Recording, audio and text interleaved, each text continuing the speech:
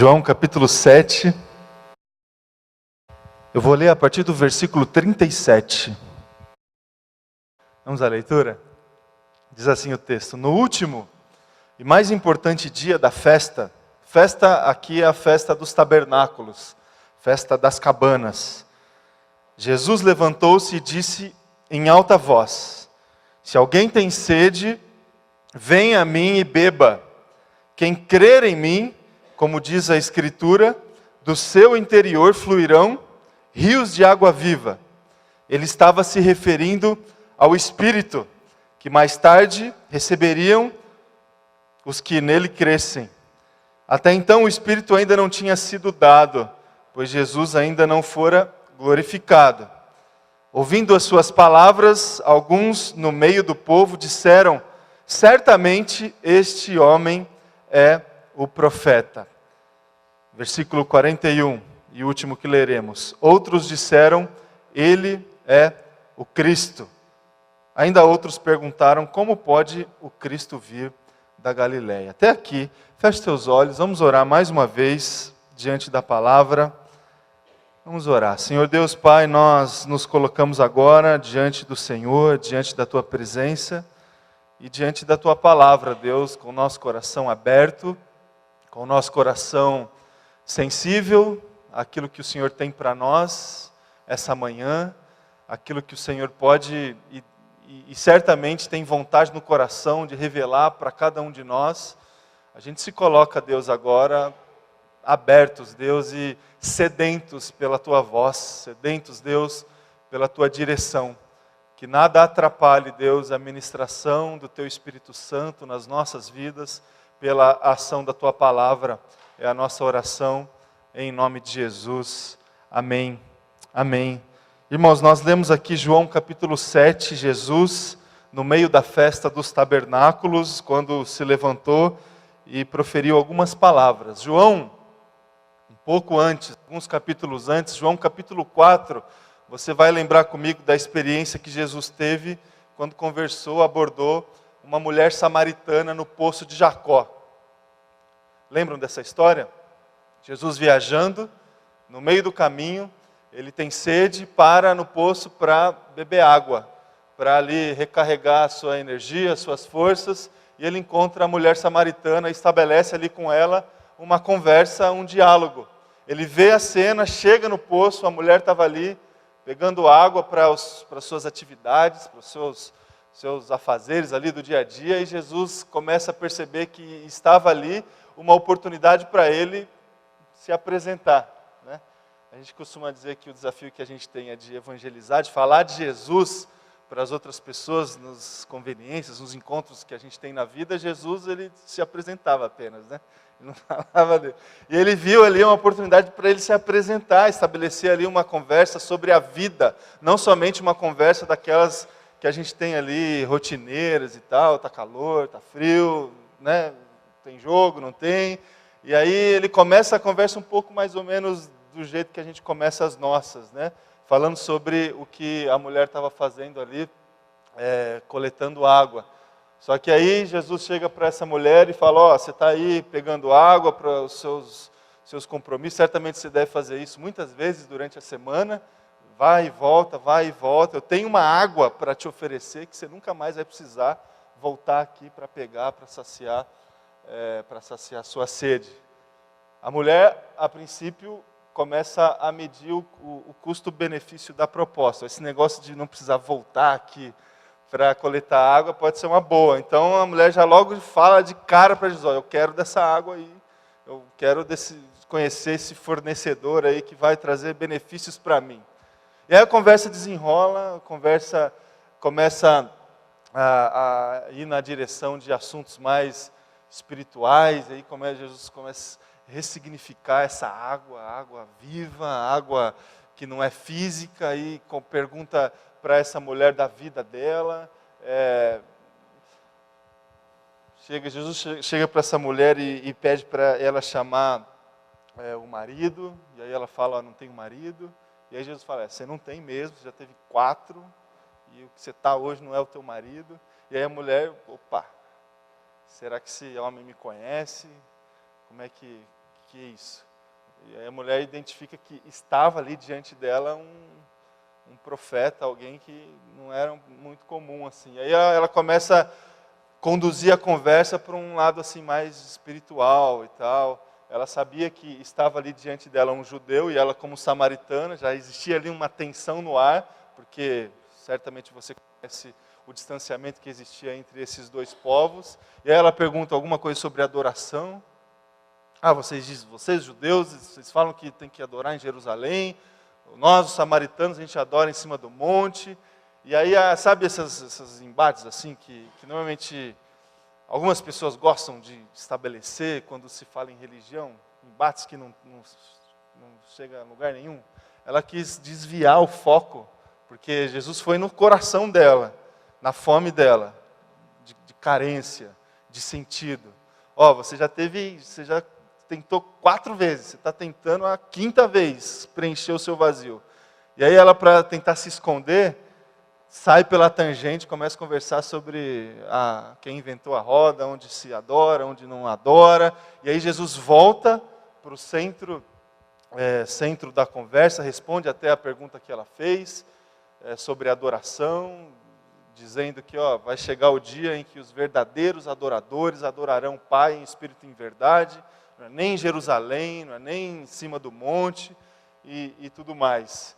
E aí a mulher coloca ali para Jesus tentando estabelecer um ponto final na conversa, ainda na tentativa de se esconder, dizendo, esse negócio aí, a gente está esperando o Messias também, quando ele vier, ele vai explicar tudo isso para a gente. E aí o Messias, ele diz assim, né? Já veio, estou aqui. E aí tudo muda. A fome, ela identifica, ela entende o começo da conversa. Essa água que preenche, essa água que satisfaz, essa água que traz as respostas, que traz o sentido para a vida. Jesus, ele se apresenta nessa conversa que ele teve com a mulher samaritana, como a água da vida. Diante das fomes daquela mulher, Jesus se apresenta como aquele que satisfaz toda a nossa demanda, todas as nossas necessidades. Jesus é assim, irmão e irmã. E ele se apresenta para nós da mesma forma.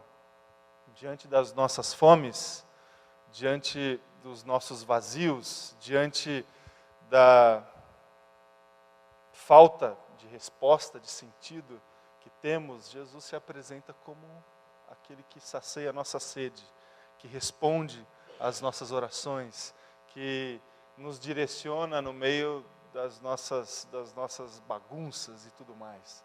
Jesus, ele se apresenta como a água da vida, por diversas vezes nos evangelhos. Por diversas vezes Jesus se apresenta dessa forma. Diretamente, em algumas experiências e alguns diálogos, em algumas profecias também, que a gente consegue identificar nas Escrituras Sagradas, Jesus sendo apresentado ou sendo percebido pelo homem dessa forma, água da vida. A gente sabe que, não sei se você já parou para pensar, que Jesus estabeleceu a sua vida, o seu ministério, os seus encontros, as suas palavras,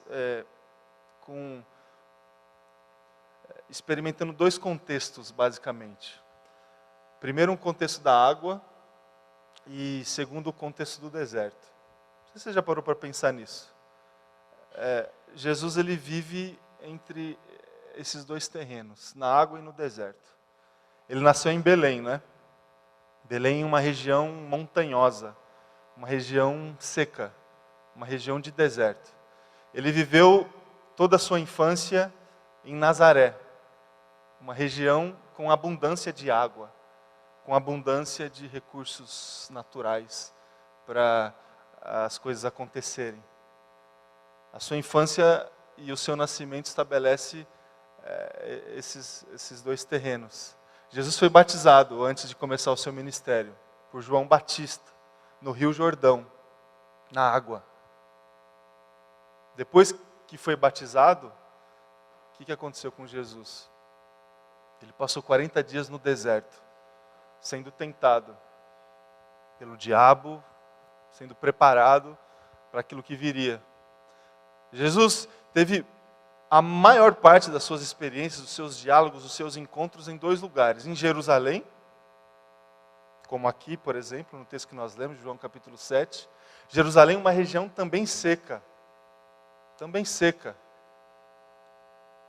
Aliás, algumas histórias de Jesus mostram para a gente isso. E também Jesus estabeleceu muitos dos seus diálogos, dos seus encontros na água, no mar da Galileia, convocando os discípulos, chamando pessoas, estabelecendo ali relações, profetizando, fazendo milagres. Jerusalém, mar da Galileia, água, deserto, sendo preparado nesses 2 terrenos. Jesus viveu entre esses 2 mundos. Eu não sei se também nas nossas vidas a gente consegue fazer essas 2 relações, se a gente também não vive entre a água e o deserto. Se a gente não consegue separar as nossas experiências também a partir dessas 2 figuras, uma de abundância, de respostas, de recursos, de presenças, água, é o que a gente precisa, água, quando a gente tem sede, a água sacia a nossa sede. E também deserto, preparação, prova, dificuldade. A gente também consegue estabelecer as nossas vivências, as nossas experiências nesses dois terrenos. Eu disse que Jesus, muitas das suas experiências aconteceram em Jerusalém. Essa experiência especificamente de João capítulo 7 aconteceu em Jerusalém, no contexto da festa dos tabernáculos, a festa das cabanas, a festa da colheita. Não sei se vocês já estudaram um pouco sobre essa questão da festa dos tabernáculos. Uma festa que ainda hoje certamente os judeus celebram, mas na ocasião lá de Jesus era celebrada por 8 dias, uma semana de festa. Jesus, a princípio, ele não queria ir muito, ele não queria ir na festa. Se perceber no começo do capítulo 7 de João, é perceber Jesus, os discípulos foram, Jesus ficou, porque aqui já existia uma certa tensão entre as palavras de Jesus, o ministério de Jesus e as autoridades da época. Tanto as autoridades imperiais como as autoridades religiosas. Então Jesus já estava ali preparando qual seria de fato o momento certo que tudo iria acontecer. Então a princípio ele não vai, os discípulos vão para a festa e ele vai ali no meio da festa, talvez no 3º, no 4º dia da celebração da festa das cabanas. O que acontecia nesses 8 dias lá da festa das cabanas? Os judeus, eles, dentre os cerimoniais que aconteciam lá, eles aproveitavam para celebrar, para trazer à sua memória, especialmente o cuidado de Deus no tempo que os antepassados daqueles que estavam ali celebrando, eles passaram no deserto de peregrinação na direção da terra prometida. Como Deus cuidou deste povo durante esses anos de peregrinação. Era essa a grande pauta, o grande motivo da celebração da festa dos tabernáculos. As pessoas saíam das suas casas, das suas cidades, também como um sinal de lembrança, peregrinavam na direção de Jerusalém, na direção da terra prometida, para celebrar esse cuidado de Deus. Muitos deles levavam os primeiros frutos da colheita para oferecer a Deus, oferecer no templo as primícias da colheita. Faziam parte também da celebração da festa dos tabernáculos. No meio dessa celebração, existia um cerimonial que lembrava especificamente um episódio que Moisés teve com este povo quando da peregrinação desse povo nos 40 anos do deserto. Não sei se vocês se lembram de Êxodo capítulo 17, quando o povo de Deus se coloca em murmuração, em reclamação, dentre tantas vezes que isso aconteceu, e eles chegam para Moisés reclamando que estava faltando água, que eles não tinham água para beber. E aí a reclamação era a mesma: Moisés, você tirou a gente do Egito para a gente passar sede aqui, morrer no deserto, e agora, o que a gente faz? Esse povo prova a Deus diante da exposição da reclamação ali diante do Moisés. E aí o que Moisés fez lá em Êxodo capítulo 17? Ele foi passar para Deus o recado: ó Deus, o povo aí está reclamando de novo, não tem água, estão achando que eles vão morrer, apesar de todo o cuidado que você tem aqui com a gente, todo o milagre que aconteceu, o povo novamente está reclamando. O que acontece lá em Êxodo capítulo 17? Deus orienta Moisés para pegar ali alguns anciãos do povo, para ir numa direção assim onde tinha algumas pedras, seu cajado, a sua vara. Deus orienta Moisés para fincar ali a sua vara na rocha, e de repente da vara da rocha brota água jorrando ali para o povo saciar a sede. Um milagre dentre tantos milagres que Deus efetuou na caminhada, na peregrinação desse povo ali no deserto, que a gente encontra toda a história ali no livro de Êxodo. Na festa dos tabernáculos, existia um cerimonial onde essa experiência de Deus com Moisés, quando jorrou a água da rocha, ela é celebrada. E aí entrava os líderes religiosos no templo com jarros de água e despejavam no altar. Fazia parte da cerimônia onde eles lembravam essa história. Pensa, irmão e irmã, Jesus participando de tudo isso, ali no templo, conversando com as pessoas, visualizando tanta simbologia, tanto cerimonial, tanta lembrança, tanta história. Hoje, a gente olha para as Escrituras Sagradas e, pelo distanciamento histórico, a gente pensa que parece que tudo aconteceu mais ou menos na mesma época, né? Mas não. Já ali, na época de Jesus, os judeus olhavam para trás e olhavam para as histórias que hoje nós temos também. E celebravam e introduziam nas suas práticas religiosas. E pensa Jesus participando da festa das cabanas, olhando tudo isso, olhando as celebrações, olhando as lembranças, vendo o cerimonial de Êxodo capítulo 17, os líderes religiosos, os sacerdotes, entrando no templo com jarros de água, depositando no altar. No meio de tudo isso, meu irmão e minha irmã, Jesus se levanta.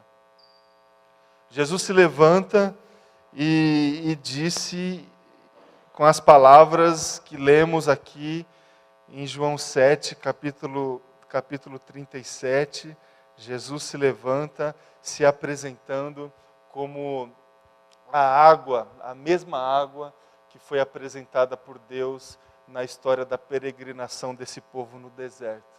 Jesus se levanta no meio do templo, dizendo: se alguém tem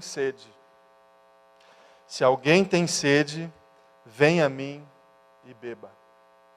Como quem também relembrava o Salmo 95, sabe o Salmo que a gente leu no início do texto? O Salmo que era utilizado certamente na festa dos tabernáculos. O Salmo que era utilizado certamente nas viagens de peregrinação em direção a Jerusalém para a participação da festa das cabanas.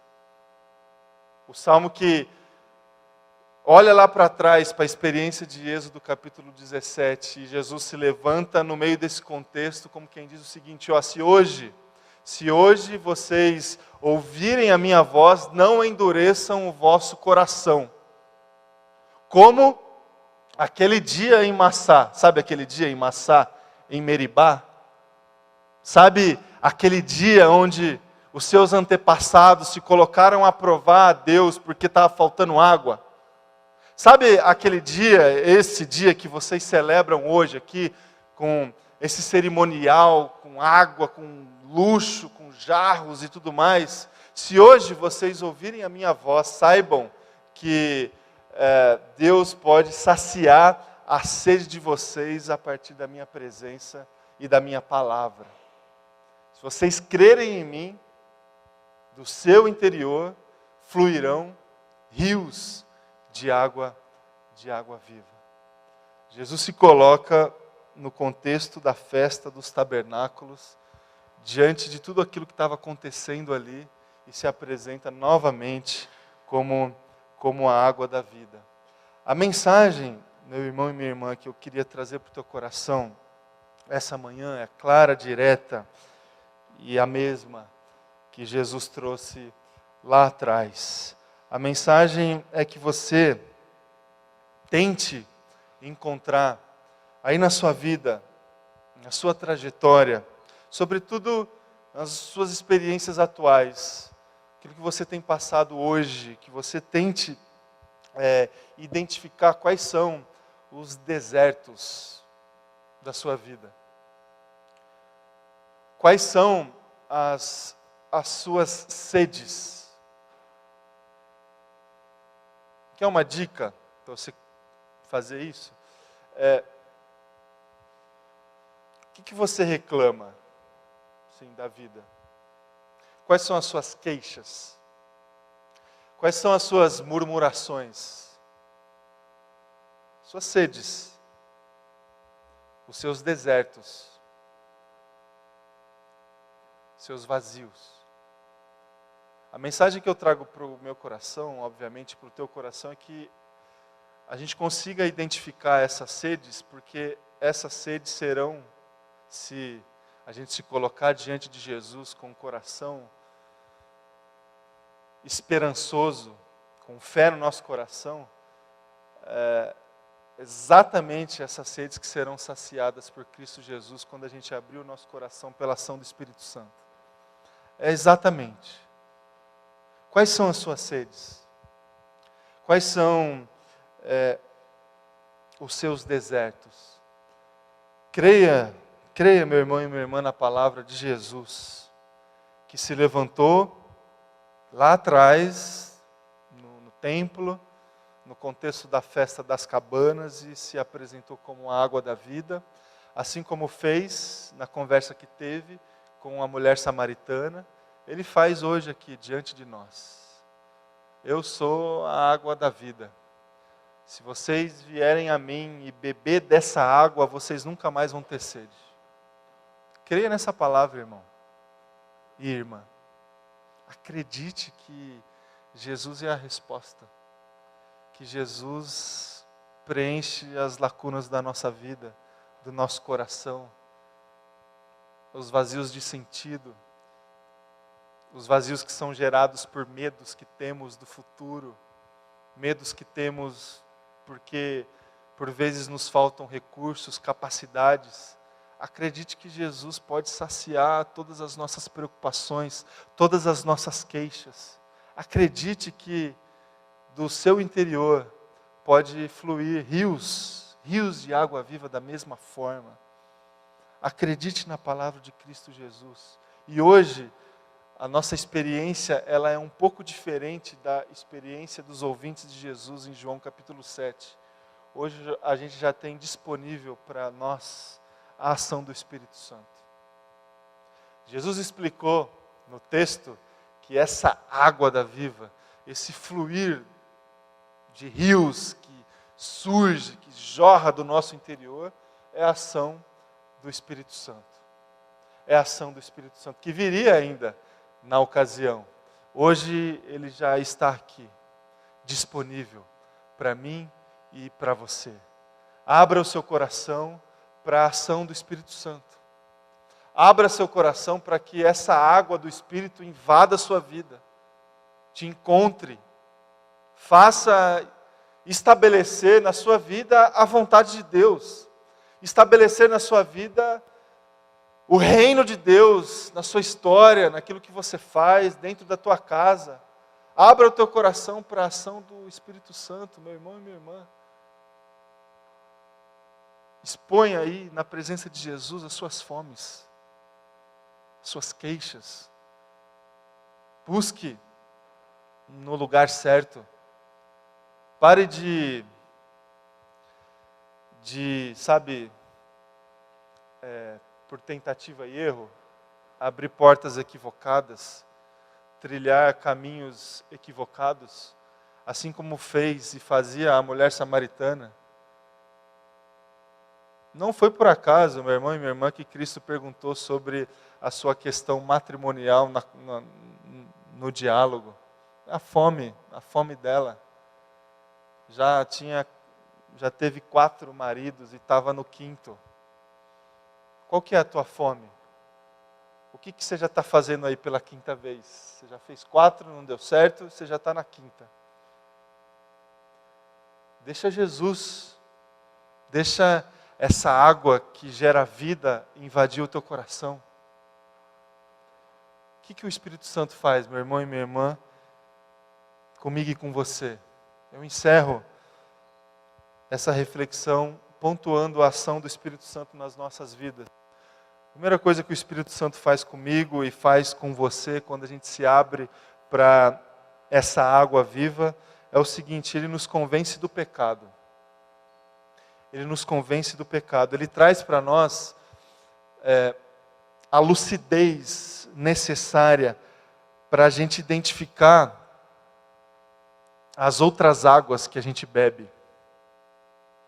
Ele traz essa consciência regenerada, essa consciência transformada, e aí a gente começa a perceber os equívocos que cometemos, os erros que cometemos todos os dias na tentativa de saciar a nossa fome, na tentativa de resolver o nosso problema, na tentativa de experimentar tudo aquilo que a gente busca, mas em caminhos e em lugares equivocados, o pecado na nossa vida. O Espírito Santo traz essa clareza para nós, essa lucidez. A gente sai de um estado de ignorância espiritual e começa a trilhar, na linguagem do apóstolo Paulo, uma caminhada de uma consciência regenerada, uma nova consciência. Ele nos tira de um império de trevas, de escuridão, onde a gente não consegue enxergar porque tudo está escuro, e nos coloca num caminho de luz. Ele clareia as nossas ações e o nosso comportamento. Ele nos convence do pecado. Ele traz para nós a lucidez necessária para a gente identificar as águas contaminadas que nós estamos bebendo por aí. Consciência do pecado. Ele nos pergunta, vez ou outra, qual que é o nosso nome? Qual que é o caminho que a gente tentou aí encurtar as coisas? Ele nos convence do pecado. João capítulo 16, versículo 8, diz assim: quando ele vier, o Espírito Santo aqui, convencerá o mundo do pecado. O que ele faz com nós? O que o Espírito Santo traz para nós? Em segundo lugar, ele testifica a nossa filiação. Testifica a nossa filiação. O Espírito Santo nos conecta numa relação de profunda intimidade com Deus. Uma relação que é somente experimentada por nós na paternidade, na maternidade, a relação que existe entre pai e filho. Uma relação de profunda intimidade. O Espírito Santo traz para nós essa conexão. E de repente a gente se percebe da mesma forma, filhos e filhas de Deus. Não por uma questão assim conveniente. Não por uma questão pragmática, sabe? De a gente se considerar filho de alguém porque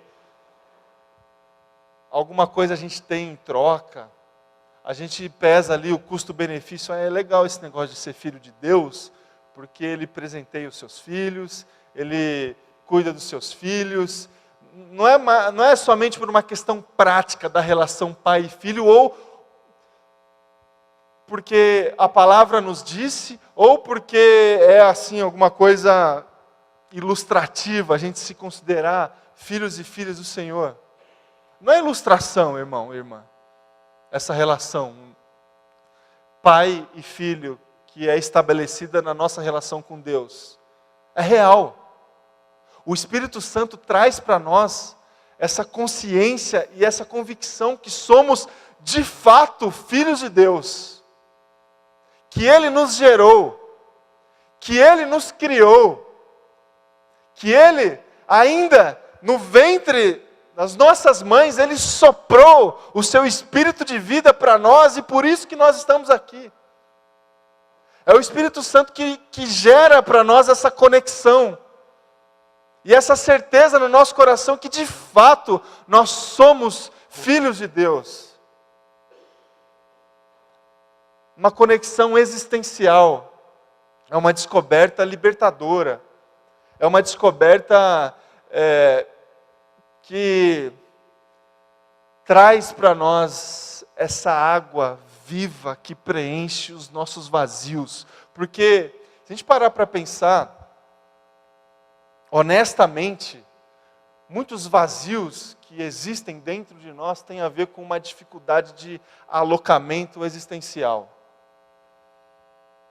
Isso nós expressamos pelas nossas emoções, pelas nossas carências. Sabe, a gente não sabe direito de onde a gente veio, para onde a gente vai, e nada preenche o nosso coração, porque a gente não tem links emocionais, a gente não tem afetividade, a gente não consegue estabelecer relacionamento saudável. Muitos vazios internos nossos são explicados por lacunas existenciais. A ação do Espírito Santo na nossa vida, ela preenche esse vazio com essa água que entra na sequidão do nosso coração, quando nos conecta emocionalmente, existencialmente com o nosso Pai, com Deus. Viemos dEle, vivamos por Ele. Que os nossos gestos, que as nossas ações expressem o seu amor o tempo todo. Você tem um pai, meu irmão e minha irmã, que te ama em todos os momentos. E Ele de fato é o teu pai. Porque Ele que te gerou. Você não é fruto do acaso, de um acidente, de uma conveniência conjugal. Você já estava, sua vida já constava na história que foi e escrita está pelas mãos de Deus. Pelas mãos de Deus, o seu Pai e Criador. O Espírito Santo gera para nós essa conexão, essa filiação, essa profunda relação de intimidade. 1 João, capítulo 3, versículo 1, vejam como é grande o amor que o Pai nos concedeu. Sermos chamados filhos de Deus. Ele testifica a nossa filiação.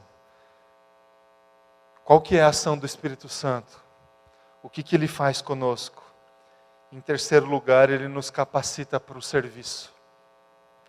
Ele nos envia para o exercício de uma vocação. Ele nos envia para viver, para fazer as coisas, só que ressignificando muitas delas. Quando abrimos o nosso coração para a ação do Espírito Santo, o Espírito Santo nos envia para os lugares que frequentamos, para o trabalho que temos, para a família que temos, para os filhos que temos, para a comunidade que temos. E de repente tudo o que fazemos é um exercício de uma vocação. E fazemos visualizando a obra do Espírito Santo nas nossas vidas. Em todo o tempo, em todos os lugares. A gente pode correr o risco, meu irmão e minha irmã, de achar que obra espiritual é somente a obra que é consagrada pela instituição religiosa. Obra espiritual é aquela pessoa que sai da tua casa e vai para um outro lugar falar de Jesus, um missionário. Obra espiritual é o pastor que estudou, que também saiu da tua casa para falar da palavra de Deus para as pessoas, para andar com as pessoas. Obra espiritual é aquela ação que é feita no contexto religioso, dentro de uma cerimônia religiosa. Irmãos, obra espiritual é tudo aquilo que você faz. O exercício da sua vocação é aquilo que você faz no seu dia a dia. É o telefone que você atende. É o e-mail que você manda. É o abraço que você dá nos teus filhos. É como você se relaciona com a sua esposa. É como você vem para esse lugar adorar a Deus. É como você se relaciona com o seu vizinho. Obra espiritual. Exercício de vocação. E o que o Espírito Santo faz comigo e com você? Ele nos envia para isso. E de repente, preenchidos pela água viva, a gente começa a perceber as coisas de uma forma diferente. A gente começa a perceber que a gente pode viver o Evangelho de uma forma integral, com tudo aquilo que fazemos, falamos, sentimos. O Espírito Santo nos envia. O Espírito Santo te envia para o exercício da sua vocação. Ele te deu alguns talentos e eu quero acreditar que você tem investido eles. Que você não guardou no guarda-roupa, sabe? E está lá esperando Jesus voltar para apresentar. Guardei aqui, Jesus, as moedas que você me deu, não perdi nenhuma. Não troquei, está tudo aqui. Não é assim. Deus te deu alguns talentos para você usar. É o exercício da vocação. Para você multiplicar. Para você compartilhar. Para você repassar. O Espírito Santo faz isso nas nossas vidas. Atos capítulo 1, versículo 8. O que diz lá? Que a gente recebe o quê? Poder. Pela ação do Espírito Santo. Que viria ali no próximo capítulo. E o que aconteceria quando o poder viesse ali? Eles seriam testemunhas. Não seriam assim, missionários no campo, ministro de louvor, líder de ministério, pastor. Não, é testemunha. E testemunha é testemunha em todo lugar. Não é só no tribunal. A testemunha, ela é testemunha porque ela presenciou alguma coisa. Está intrínseco ali a condição dela, o testemunhar de algo que aconteceu com ela. É a mesma coisa. O Espírito Santo nos alcançou e experimentamos esse evento.